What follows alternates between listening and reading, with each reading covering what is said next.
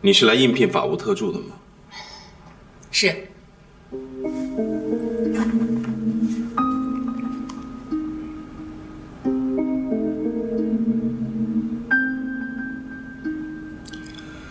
虽然在应聘条件上，法务特助的学历要求是本科，但是我们的要求是硕士以上。你怎么能来说服我降低这个条件？不能。你的意思，你自己宣告你自己应聘失败了是吗？我有我的看法。说来听听。虽然我无法说服你降低标准，因为标准是人定的，但是我是看到贵公司的招聘书，招聘书上的应聘条件我完全符合，所以今天我才来这里应聘的。如果您临时更改了应聘条件，也就是说您单方面违约。如果因此我应聘失败，我完全可以向贵公司提出要求，承担我的来回费用，以及我心理期待值落空而产生的精神损失。OK， 我收回我刚才的话。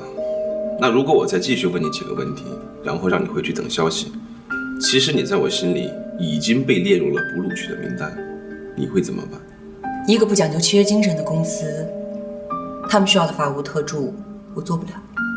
可是我们在行业里面是最高的待遇和最好的福利，所以这也是我为什么现在还坐在这里，没有转身就走的原因。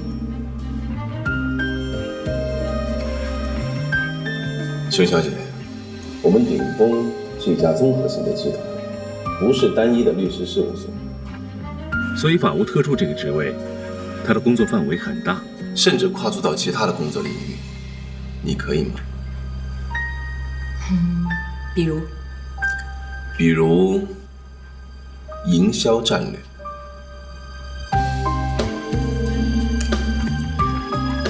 你现在把这支笔推销给我。我不知道您眼中的销售是什么，但是在我看来，销售绝对不是多看2本书或者耍耍嘴皮子就能把东西卖出去了。我认为要完成一个销售行为，必须要清楚地定位自己的产品、客户以及客户需求，要让客户认为自己的购买行为已经超出了他的心理期待值。所以，您的要求我可能回答不了。很好，熊小姐，我对你很满意。不过我们还有另外一个面试官，如果他也通过的话，明天你就可以来上班了。真的吗？谢谢。一泽，我给你介绍一下，熊小姐很优秀，符合我们的条件。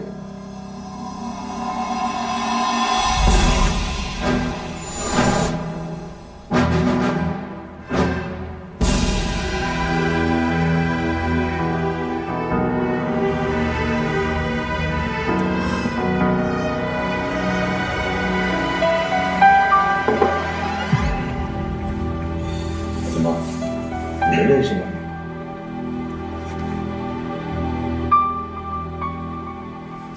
你是来应聘的吗？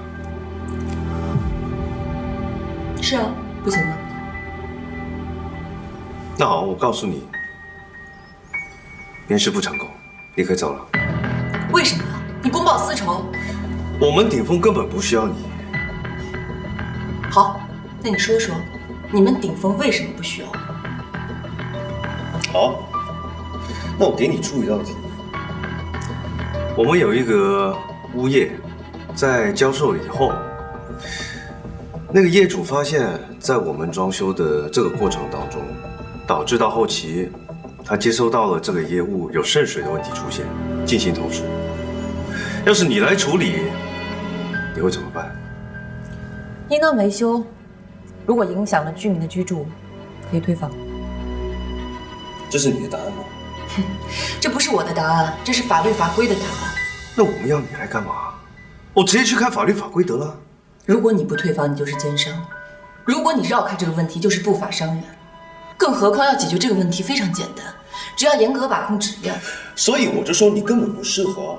你这是强词夺理。强词夺理又怎样？我说你不适合就不适合。我告诉你，这一次的面试，你失败了，请回吧。这么霸道，这么不讲理，你以为鼎峰是你家的吗？是他家的，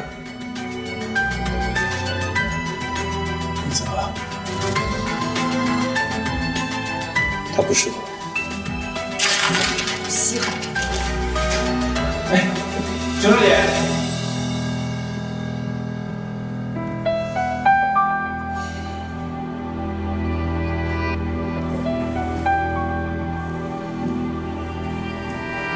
妃子，你说你那个题目也太刁钻了吧？这现实生活中有更多的难题，都可以更刁钻的。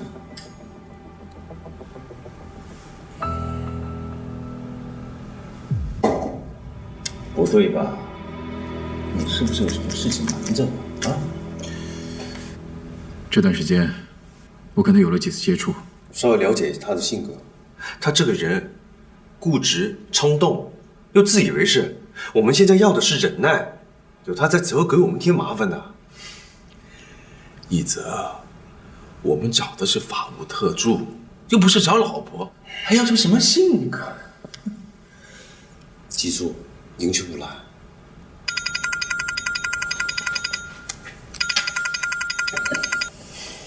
喂，小兰，是不是？好啊，那晚上见吧。拜拜。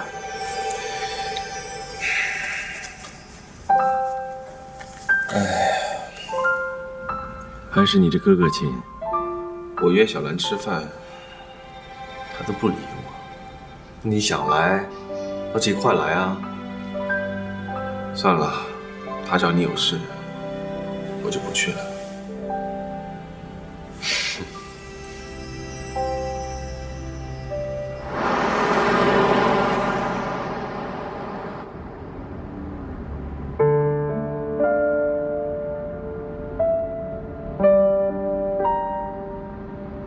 司董，你那个瘤子比较复杂，需要多做一些检查才能确诊。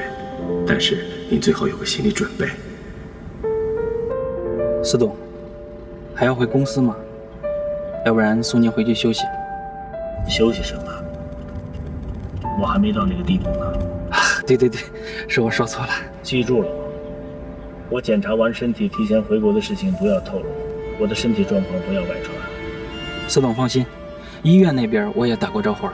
哦，对了，之前我们那个项目渗水纠纷的调解方案我已经看过了，问题主要是出在我们这一边，对业主的补偿要放宽一些。好，我回去就安排。顶峰现在是做大了，但是原则不能丢啊，尤其是法务，不能心黑手辣，不然会出大问题的。奸商，你不录取我，我还不稀罕。喂，哎呦，就别提了。你在哪儿？我马上过去。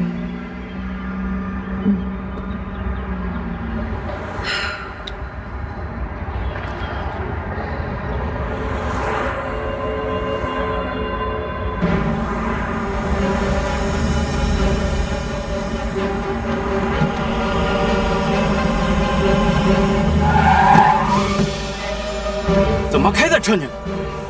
司董，您没事吧？哎呀，疼死我了！哎呀，疼死我了！别撞了，起来吧！你把我撞得这么惨，我起不来，我的腰啊、腿呀、腿都断了，我起不来呀！哎呀，你别撞了，我车上行车记录仪的，我没撞你。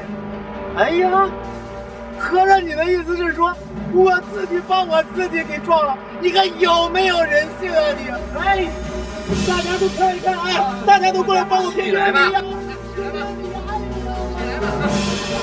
司董，要不我给点钱去打吧？不许！中国的社会风气就是这么被败坏的。我们有行车记录仪，我们怕什么？可是这事儿闹起来，公司的法务部肯定会收到消息，那您提前回国的事不就暴露了？算了，给他点钱吧。这样，回去啊，你让法务派个人过来盯着他，省得他再去害别人。别动啊！你干脆压死我得了！哎呀呀，疼死我了！哎呀呀！哎吧。对呀。这钱挣得踏实吗？关你屁事啊！拿来吧。如果我们司机刚才没踩住刹车的话，你现在可就完了。哎呀，别废话，给我啊！等等，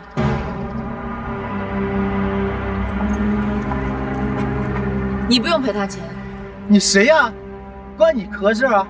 全程我都已经看到了，你这是在讹人。他突然冲过来，吓我一跳。快起来吧，否则你还要赔钱。胡说八道什么呀？我被车撞了，我赔钱。啊，你脑子进水了？司机师傅，待会儿交警来的时候，你可以要求他们对这辆电瓶车进行鉴定。我看这辆电瓶车已经达到机动车的标准了。根据电动摩托车国家标准的规定，40公斤以上、时速在20公里以上的两轮车统称为轻便电动车，或者是电动摩托车，都是按照机动车辆管理的。如果检测出来你这辆电瓶车是超标车，然而你又没有摩托车驾照的话，你这属于无证驾驶，应该处以300到2000元不等的罚款，还要处以15天以下的拘留。如果你有汽车驾驶证，还要被扣12分。对了，我还要透露一下，现在市面上大部分的电动车都是超标车。现场很明显，你就是骑着这辆超标车横穿马路，然后撞了这辆车子，所以你应该负全责。司机师傅，这个地方补一下漆需要多少钱？多少钱？这漆是进口的，大概1万多。而且从你靠近这辆车子开始，我就一路跟拍，这个到时候就是证据。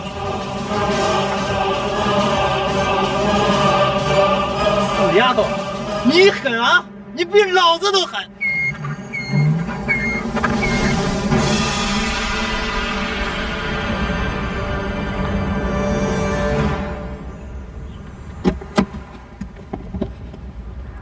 哎，等等，小姑娘，你今天的表现可是非常不错啊，帮我解了围，还用手机给录下来了。哎，你是学什么专业的？我是学法律的，看到这种人不能不管，要不社会风气就坏了。律师，哪个事务所的？我刚毕业，正在找工作。哎，知不知道有一个叫鼎丰集团的，想不想去试试？鼎丰？不去。为什么？他们看不上我，我也看不上他们。再见。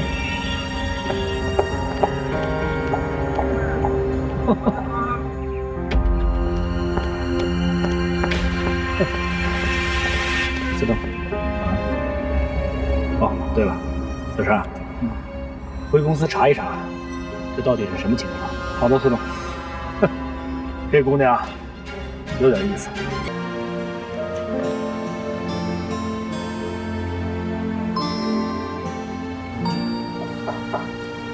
进来。司总，怎么了？司总，我们的面试被取消了。取消？我怎么不知道？人事那边刚刚过来把面试材料都拿走了，说面试有人事接管。还有什么？人事说我们的法务不用招了，张总指派一个法务过来。指派？谁？资料上显示的名字叫做 Julie。 Julie， 她不是张黎黎的旧下属吗？副总在不在？副总还没有来，电话也打不通。这样，你把昨天陈丽的面试资料给我送过来。好的。张总，有什么事吗？一会儿我给你爸汇报工作了，没什么重要的事话找我秘书吧。是这样的，听说你给天都项目指派了一个法务。是啊，有什么问题？Julie 毕竟也是大事务所出来的。可是我们已经有选定的人员了。选定了？谁呀？这个女孩，我和一泽都觉得她很不错。应届毕业生。你是不是喜欢上这个女孩啊？怎么可能？这个女孩真的很优秀，我和一泽觉得她……行了行了，要不你跟我去一趟你爸办公室，让他挑一挑，看他选的是应届毕业生，还是从大事务所出来的老资格，免得说我欺负你。张总，这事不用经过我爸爸。张总，张总。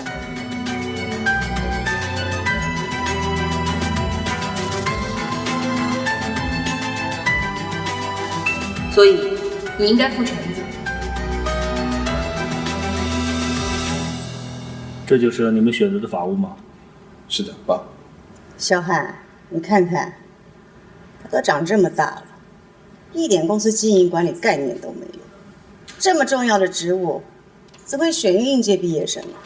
一点轻重都没有，以后怎么能接下顶峰啊？真让人失望。我倒是觉得这女孩很不错啊，试试看吧。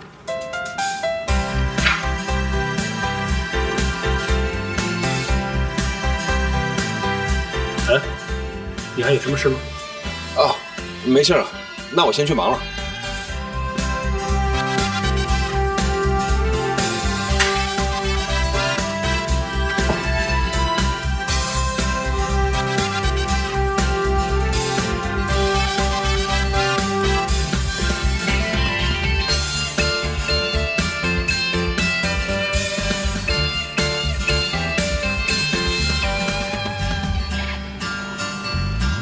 林云，清风集团虽然比不上鼎峰和缔结，但也是著名的大企业呀，你可要加油哦！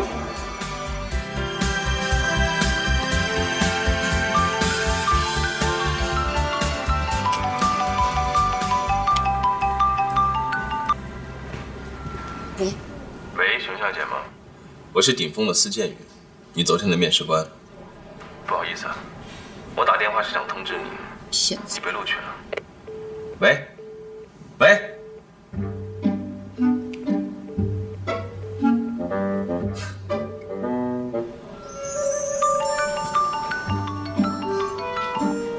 你有完没完啊？如果你不退房，你一定是个奸商；如果你绕过这个问题，你一样是不法商贩。你真的是鼎峰的人啊？熊小姐，我不会和你开玩笑的，你真的被录取了。不过我想知道你什么时候可以过来报道？啊，真的吗？那太谢谢您了，我马上就过去。再见。Yes。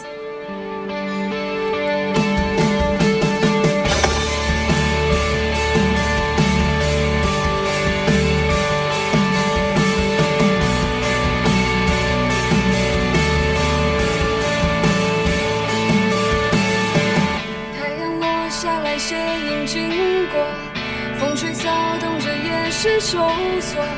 忽然间的眼角看不到尽头。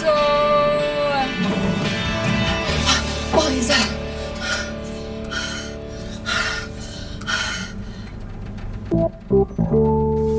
你要干嘛？上班。上班？谁允许的？我为什么要告诉你？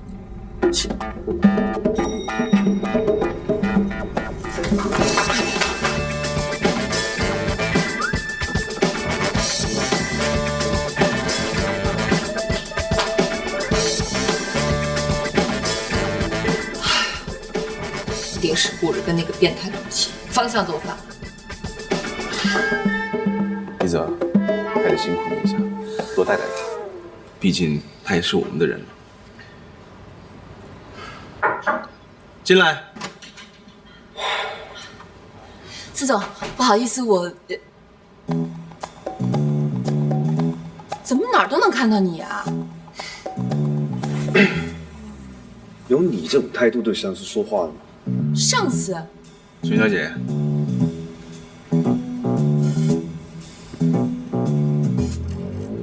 欢迎你加入我们。哦，谢谢。给你介绍一下，这位是傅一泽副总，以后他会多带着你。不满意的话，大可以辞职，没有人拦着你。咱们做人呢，还是要脚踏实地一点。要不要我帮你介绍一下去缔结集团吧？刚好我们家启明需要一个助手，你们两个那么熟，我觉得挺合适的呀。我会努力的。很好，这样吧，我让秘书带你参观一下公司，你先出去吧。好啊。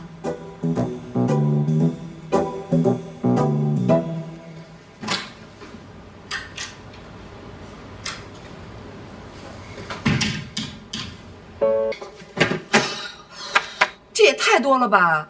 集团的张总不怎么待见司总，一点都不配合，所以我们去取文件，不管有的没的，有用没用，都一股脑的甩给我们。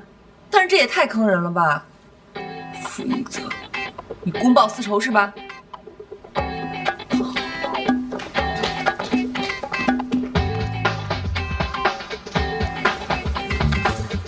傅一泽，你什么意思啊？你就不知道进门前要先敲门吗？出去重来。少在我面前摆架子！我问你，这么多文件你让我一个人处理，你是故意的吧？你想公报私仇吧？那这么说就是你不能把它完成了。既然是不能完成的话，你就告诉我，我请别人来替你完成。谁说我不能完成的？但是没有但是，能还是不能？能。行。我给你24小时的时间，24小时以内你能把它完成的话，就认可你留在顶峰工作的资格。好，咱们走着瞧吧。如果完成不了，完成不了怎么样？我就辞职。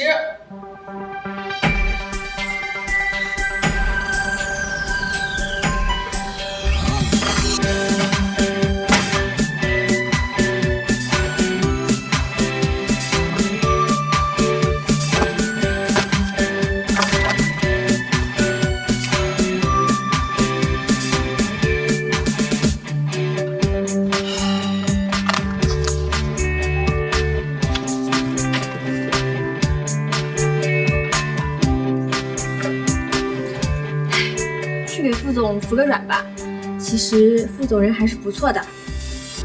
哎，免了吧。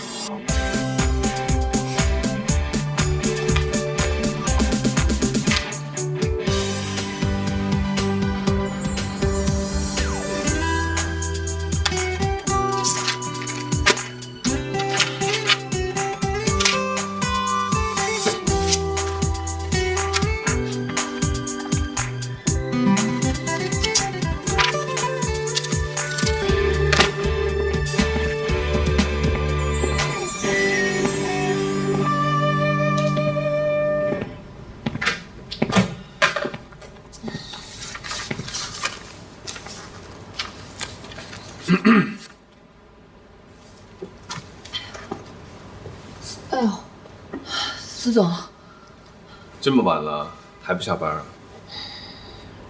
还没有做完呢。你怎么这么倔呀？和一泽赌什么气？我这不是赌气，我这是证明自己的能力，免得被别人看不起。其实一泽这个人挺好的。怎么了？还在为面试的事情生气啊？我没有生气，我就觉得他做的太过分了。但是你的回答的确不能让人满意。可是这是法律条文的规定啊，遇到这种情况就应该退房啊。那退房以后呢？公司怎么办？公司员工活不活了？可是质量明明就是出了问题呀，有本事把质量把好关。那你看这样解决行不行？我们和业主签订防磨漏水维修协议，保证漏水的问题我们会解决，让他们安下心来。这样的话，我们再开始维修。如果因为漏水问题严重，或者我们的施工影响到业主的正常生活，我们就为他在旗下的酒店开一个房间，并且每天提供一笔金额的补偿。维修结束以后，再邀请他们入住，并且聘请他们为我们的顶峰质量监督员，在社交网络上和他们沟通。你看这样行不行？顶峰算不算一个有责任心的企业？可是，好了，我不是为负一责开脱，早点回家吧。不要。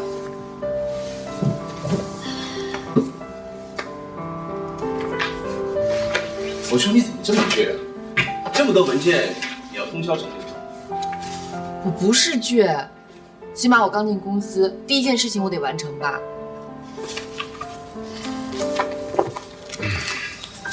你注意一下文件下面的角标 ，MA 后面的编码是商业合同文件 ，BC 后面的编码是税务文件 ，FTD 后面的编码是会议文件 ，EMB 后面的编码是未处理文件。真的，这样整理的话就方便多了。你怎么知道的？我进公司前2年是专门处理这些问题的。好了，我下班了，你加油吧。谢谢司总。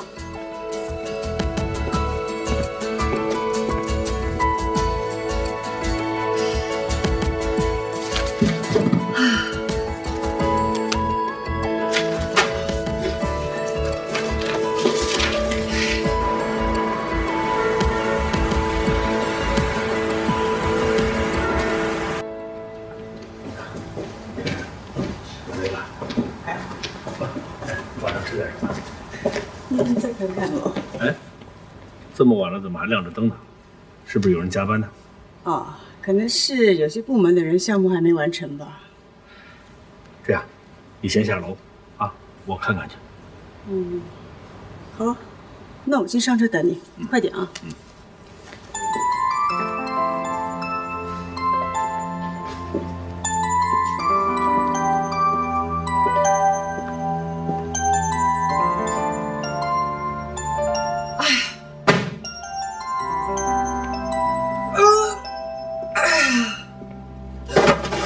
吓死我了！哎，怎么是你呀？啊，你在这里干什么？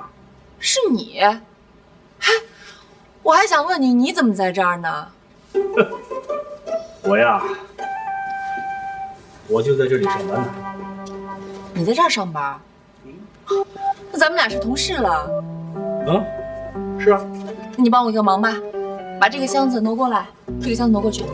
行，好，帮你干活。谢谢了啊。好嘞。好，在哪儿？在这儿。这人端回去。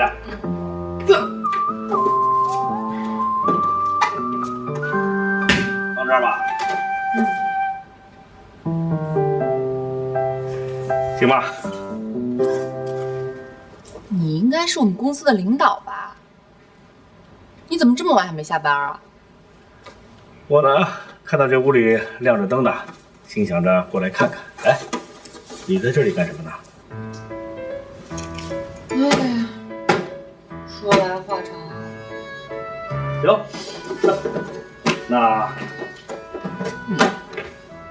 那就说说看。我呢，刚进这个公司，之前呢遇到了一个叫傅一泽的人，我跟他有点过节。没想到我这一进公司就碰见他了，他还是我的领导，你说我倒霉不倒霉？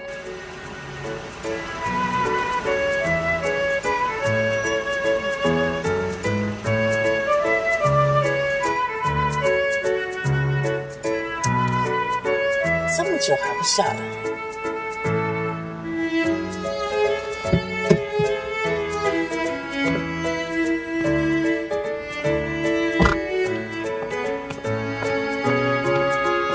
这不让我24小时之内把这个东西整理好。不错啊，有志气啊。在聊什么啊？聊得那么开心。哎，你怎么上来了？我怎么不能上来？我丈夫快失踪1个小时了，我能不上来找他吗？啊，你好，我是顶峰的总经理，我叫张黎黎。张黎黎？那你是？他是顶峰的创始人，也是这个公司的董事长，司霄汉先生。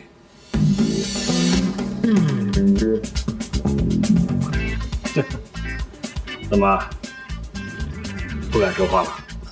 啊，没有，我就是头有点。哎，都这么晚了还不回去啊？还想在这儿跟小女孩聊天？你叫程凌云，是不是？嗯，我算是把你记住了，你很不错啊。哦，对了，跟傅一泽那臭小子打赌，你可不能说，记清楚了。放心吧，保证完成任务。嗯，忙吧。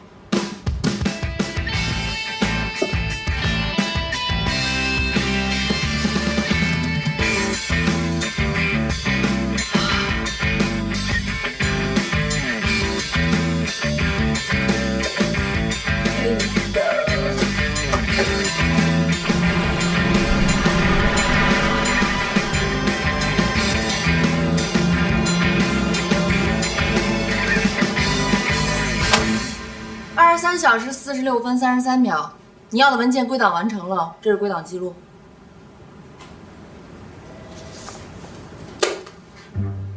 该你了。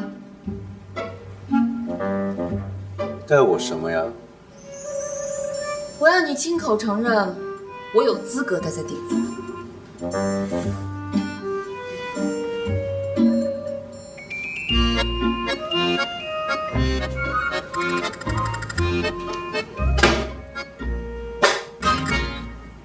第3条，念给我听听。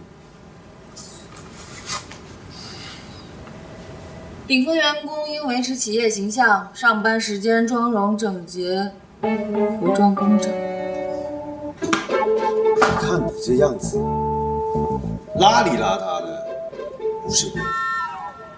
我回家好好的给我反省一天，明天就回来报道。你，等你有个员工的模样再回来。滚不滚啊？滚不滚？滚就滚！不对，是走就走。滚！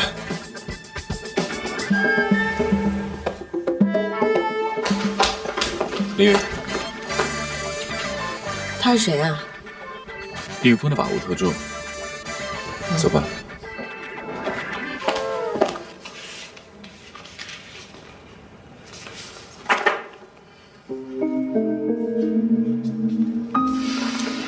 怎么了？小兰，感觉不对，这不是我想要的东西。一泽，小兰辛苦这么久了，一张合适的都没有吗？这不是辛不辛苦的问题，就是等于市场也不一定能接受天道酬勤啊。可是，好了，那你觉得问题在哪？我是觉得我们的天都设计城，我们需要的是一个东西方的交流，就好像是东方的盘龙柱遇到西方的壁画，或者是红木家具遇到鎏金工艺。这不是要一些普通的东西就堆在一起，我需要的是个融合，对，就是个融合，是要新的东西。一泽，你的要求也太高了吧？毕竟小兰还这么年轻。那这样吧，要是不合适的话，咱们可以换人。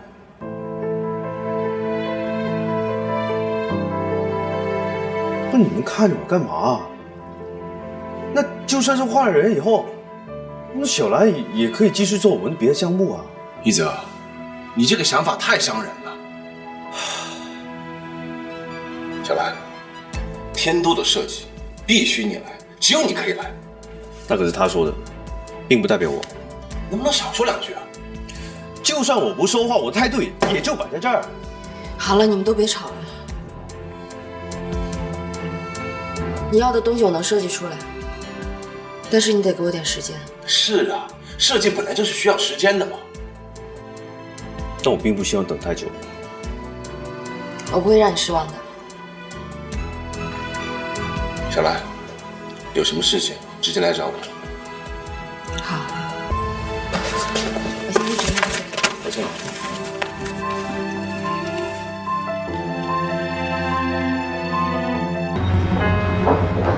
司总、副总，你们可回来了。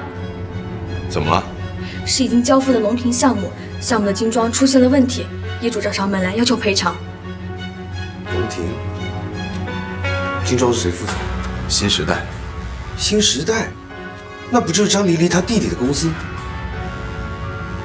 哎，等等，那为什么不进法务部，他们跑上来干嘛？张总说隆平项目是司总负责的，所以要求司总善后。现在什么情况？他们几个代表正在会议室谈判。谈判？跟谁谈判？陈凌云是他自己主动提出来的。这样吧，你先去找你爸，把话跟他说清楚，先不能让张黎黎把脏水泼你身上。这里面你就交给我吧。好。你们顶峰公司开始承诺的好好的，现在装成这样，糊弄我们吗？就是啊，我们辛辛苦苦挣点钱容易吗？你们得必须给我们一个说法。就是，必须给我们个说法。你们先消消气，我相信鼎峰是一家非常有信誉的公司，一定会帮你们解决这些问题的。什么叫我们的问题？这一开始就是你们的问题。对，是我说错了，是我们的问题。公司一定会严格遵守法律法规，对你们的损失进行相应的补偿的。别扯那些没用的，按照我们损失的面积赔我们钱，其他条件不能谢谢赔我们钱。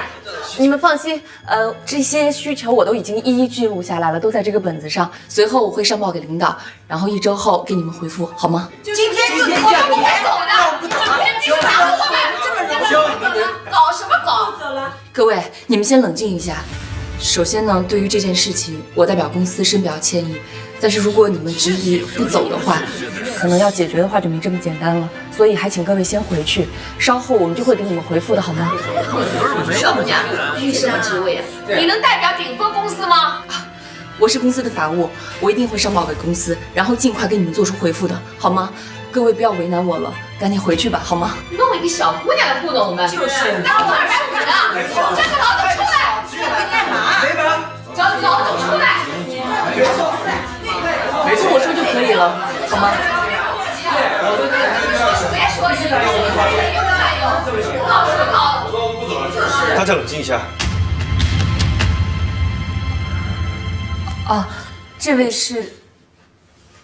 我是天都项目的总经理，我代表鼎峰，在此向大家郑重的道歉。总经理，你有权利答应我们的条件吗？是啊，说话算数。对呀，这样就是。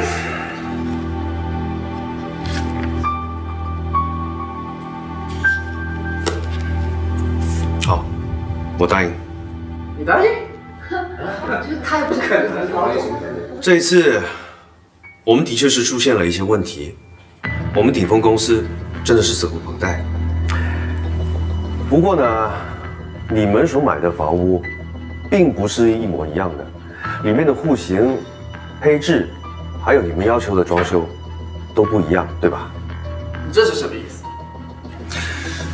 我说的意思就是我会赶紧派人到你们的家里去进行检查，检查出来的问题，我们会相对应研究一个维修的方案，而且我们还会估算做出多少的赔偿。至于这段时间对你们带来的一些困扰，放心吧，我们也会做出相对的补偿的。照我说呀，赔钱最实在，我们自己装修好了，对吧？是又不用很麻烦你们去赔钱。你这么说，对我们鼎峰公司来说是提供了一个方便，但是对其他业主来说并不公平，因为像我刚刚说了，那你们的单位都不一样，还有，这也不是我们公司的宗旨，希望你们能明白。情况倒也确实这样，我们自己的意见啊也要考虑一下，然后给他们几天时间。好的，好吧，我们回去统一下意见。尽快给我们答复。你说呢？对啊。好吧，那我们给你们一点时间，你们尽快把补偿方案弄出来。好，1周之内，绝对能搞定。啊，走吧。好，那我们就走了。等他笑笑。1星期以后来听回音。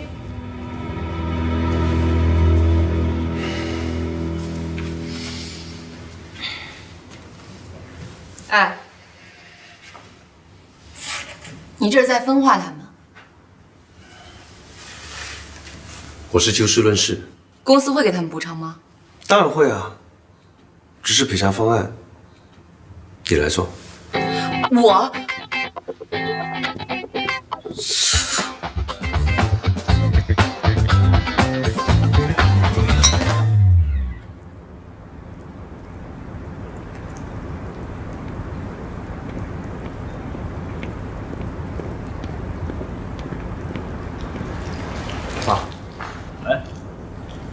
你不在公司待着，跑这儿来干什么？龙庭项目出点问题。什么问题？精装房的装修问题，但这一块是张毅舅舅在负责。怎么处理的？一则在协调，应该是维修和赔偿。我知道了，这事儿啊，不怪你啊。可是张毅舅舅那边……行吧，这件事情就交给李李去处理吧。换衣服，跟我打会球啊。好。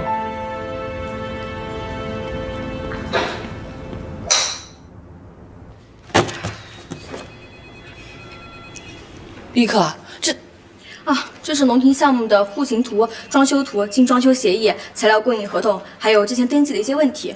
这也太多了吧！副总让你先整理一遍，然后弄一个赔偿方案的构架，等维修部门那边把他们实际的问题放上来，可以快速的做一个答复。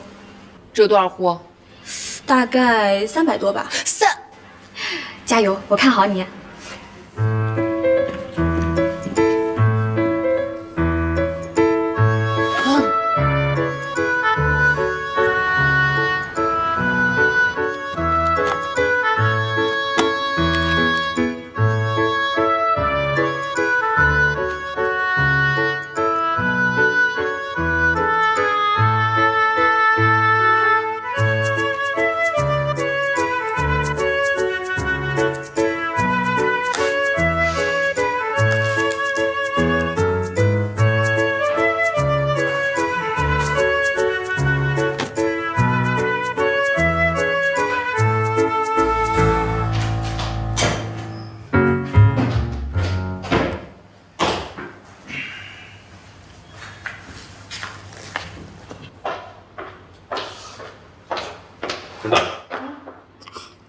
干嘛？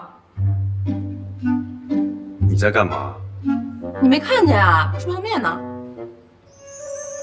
公司范围以内不允许吃泡面。你别太过分了。看什么呀？走吧。干嘛？走不走啊？哼，肯定有阴谋。不走。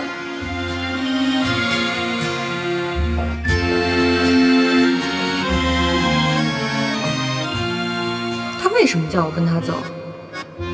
不会想带我去吃东西吧？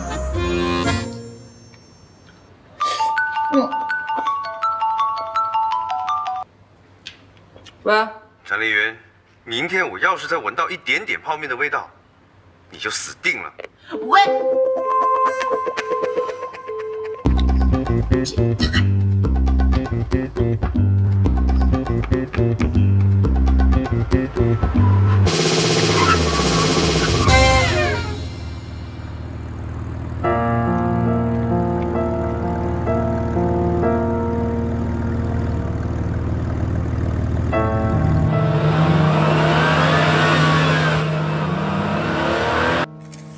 我从来没觉得肯德基这么好吃。你慢点吃，不够的话我再给你买。行不行？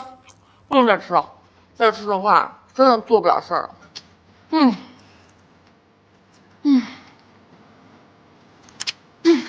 吃了。哎，刘伟，这些文件今天晚上都要披露吗？对啊。我帮你吧。哎呀，别了，这都是公司机密。好，公司机密。那我留下来陪你总可以了吧？不行，我还要很久呢。你先回去吧。没关系啊，反正回去会无聊。你不陪曲叔叔了？他得陪陈阿姨呢。你说这个曲叔叔，我还真是服了他了，到现在还没搞定我妈呢，真急死人了。我也很着急啊，可是咱们这曲叔叔总说这件事情很复杂。复杂？复杂啥呀？不就是他不好意思开口吗？哎，你说这些老年人怎么就那么抹不下面子呀？哎，行了，我要工作了，你先回去吧。我去把垃圾收一下。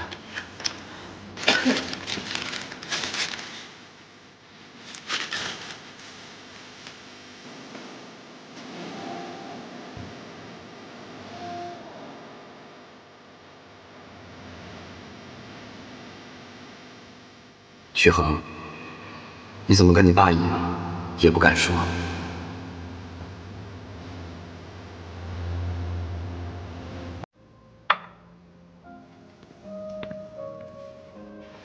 这是澳洲空运来的雪花牛排，相当的新鲜，你尝尝看。张总，您今天叫我来是有什么事吗？怎么，那天跟司董谈笑风生的，看到我就紧张了？啊，不是的，我那天的确不知道那位就是司董。没事，我家那位就是那个样子，喜欢故弄玄虚。对了，我听人事部的人说，你是单亲家庭。是我妈一个人把我带大的。那一定很辛苦了。她的确为我付出了很多，所以我一定要用自己的努力，让她过上更好的生活。真是懂事，这年头又懂事又能干又乖巧女孩，真是不多了。张总过奖了，真羡慕你们。我们有什么可羡慕的？我和司董的关系你应该知道吧？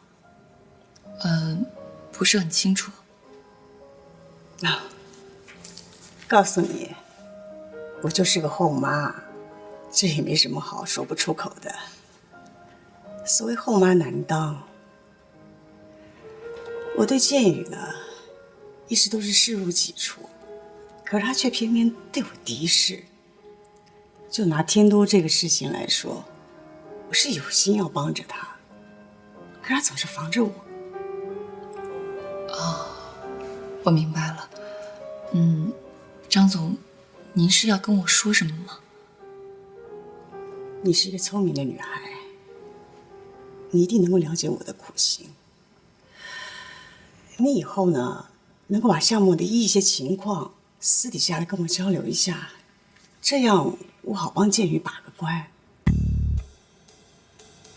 您的意思是让我把项目的情况汇报给您？都说了你是个聪明的女孩，当然这中间不会让你白白付出。等项目结束后，我会提拔你做法务部的主管。谢谢您的邀请，看来这餐饭我不能吃了。你这是什么意思？如果您和司总有什么误会的话，我觉得你们应该当面的解决清楚。如果让我这个小职员插进来，我办不到。如果您没有别的事情的话，那我先去上班了。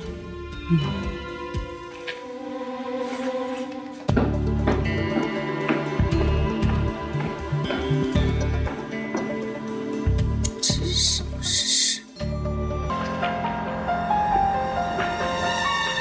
那个干嘛？走啊！副总，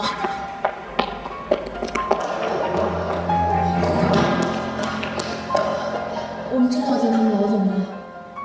那个，我之前跟他们老总有一些冲突，我能不能不去啊？冲突跟我有什么关系啊？可是什么？请你专业一点，我们是来工作的。再说了，你只是个人肉背景，站在我的身后，一句台阶都没有，请你安分一点。我是鼎凤副总，约了跟你们曲总见面。好的，请稍等。喂，曲总，鼎凤的副总到了。好的。抱歉久等了，曲总在楼上办公室等您，这是电梯卡。请进。曲总、副总他们来了。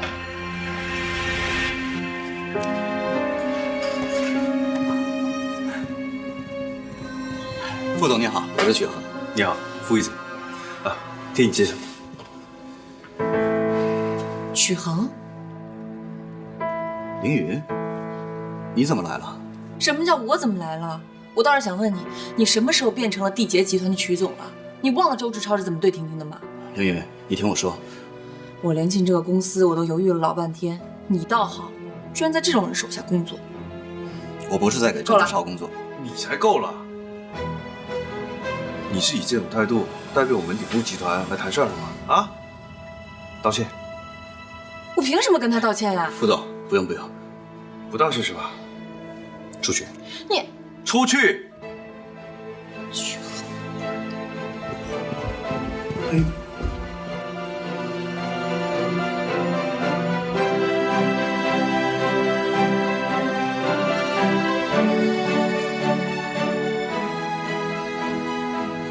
副总什么意思？你调查过我？好，徐总你严重了。我们这个项目，陈凌云他是我的法务特助，我把他带过来也是很正常，是吧？只是我没想到你们居然是认识，有点觉得挺惊讶的。对不起，副总，是我多心了。我和凌云他有些误会，所以刚才没必要向我解释。要是你今天不方便谈的话，没事，我还可以改天的。哎，合适。副总请。好。哎呀，程凌云啊，程凌云，你怎么又冲动了？刚刚傅一泽不是说了要职业一点吗？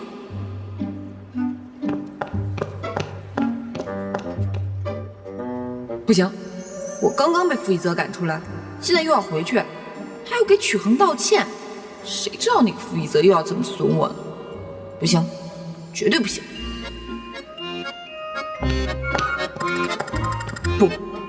不能走。要是走了，我就彻底犯错了。哎呀，算了。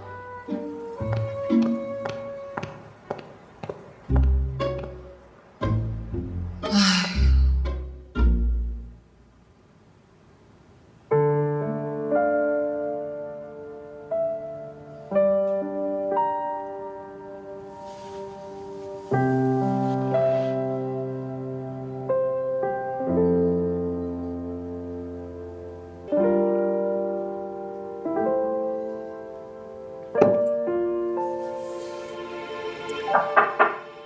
谁呀？是我，小兰。小兰，快进来。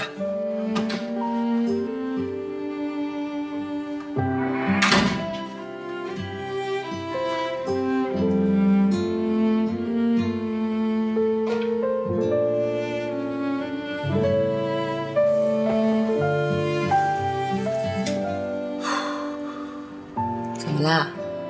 出什么事儿了？一泽哥呢？一泽要钱去了。要钱？项目的钱不够吗？问谁要啊？缔结吗？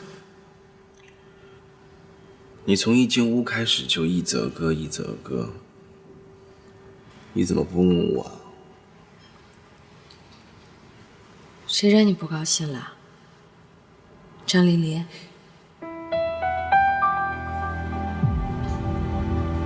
除了他还有谁？卡的经费不批，害得一泽向缔结张口。他现在居然安排张毅来负责天都项目的材料供应，你说我能不生气吗？张毅，龙庭项目出了这么大问题，张丽丽还敢用他？他有什么不敢的？反正最后受损的是整个天都项目，是鼎丰。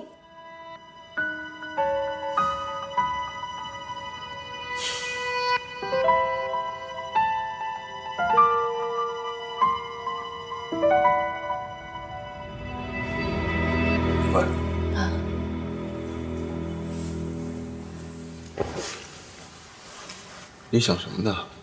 有没有听我说话？建宇，我觉得你应该用他。用他？张毅是张黎黎派来搞破坏的，你让我用他？哎呀，你听我说，我当然知道张黎黎不安好心，但是你不用他，张黎黎就不会搞破坏了吗？你的意思是？这个张毅说白了就是个纨绔子弟，以你跟一泽哥的能力呢，对付他是没有问题的，你说呢？反过来还能给张黎黎制造一些麻烦，我觉得这也是个不错的办法。可是万一他破坏我们项目怎么办呢？那就把所有责任都推给张黎黎。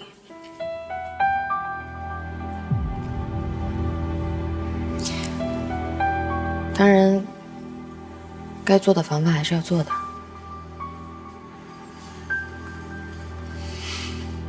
没错，现在张毅是一把双刃剑，是对付张黎黎最好的一张牌。反正我觉得一泽哥会同意我的想法。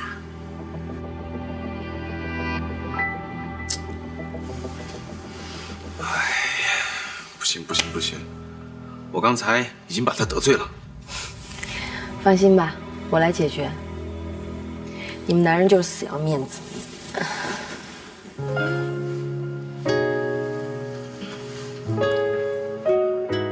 小兰，这么多年，我在你面前一点面子都没有。我知道你是一个好女孩，你能不能给我一个机会？建宇，现在最重要的是把项目做好。我现在去找张毅。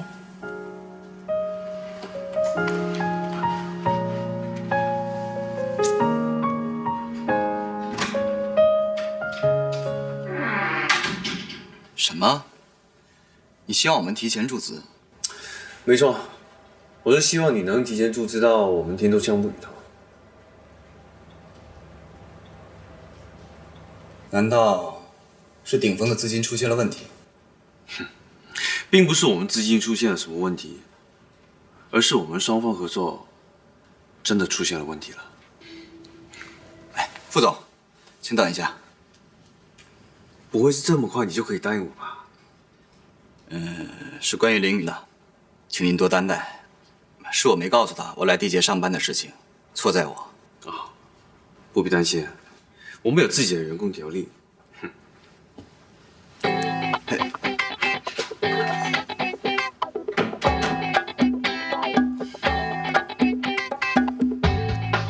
这下糟了。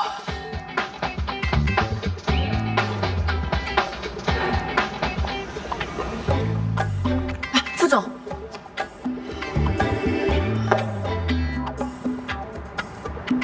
不好意思，是我不对，我检讨。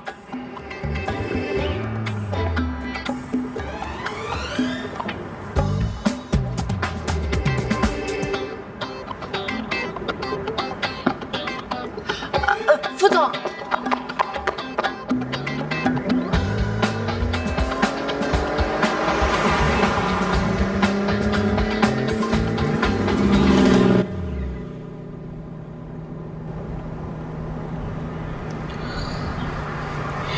想骂就骂吧，骂什么？比如我不专业、工作态度不好什么的，你不就是喜欢这么教训人的吗？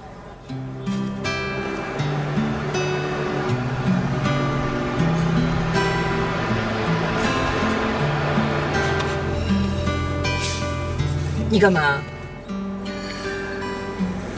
除非是变态，要不然不会有事没事的走去骂人。我是看好你。你看好我？我没听错吧？要是你连一点点自信都没有的话，你该考虑一下辞职。我是很奇怪，我奇怪你眼光怎么变得这么好。说实在的，我今天对你确实是很失望。我那是因为曲恒是你男朋友是吧？谁说的？你神经病啊！我当然知道许恒怎么会喜欢你，我很差吗？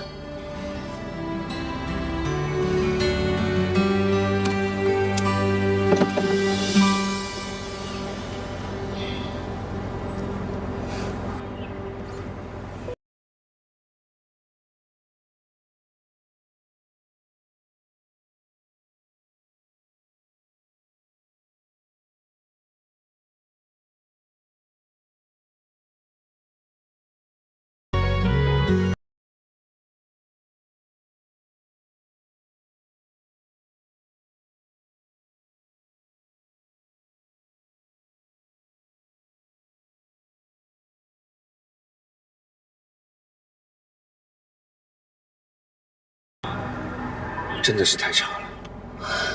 神经病！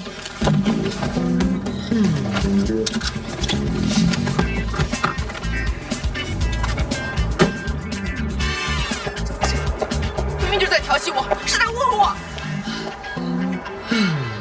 幸好刚才没有亲，要是亲到了，那我不就……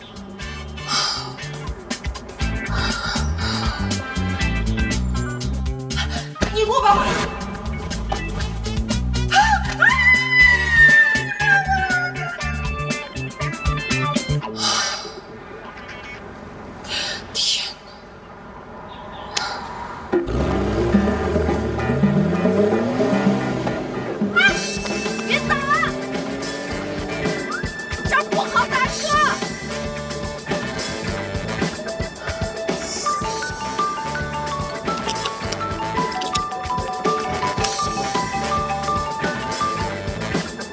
喂，陈凌云，20分钟以后在公司开会。你，喂，神经病！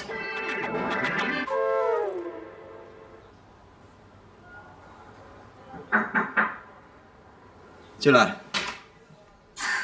许恒，听说傅一泽来过了，他们同意合作了。不过，他们要求我们提前注资。提前？什么时候？最好是现在。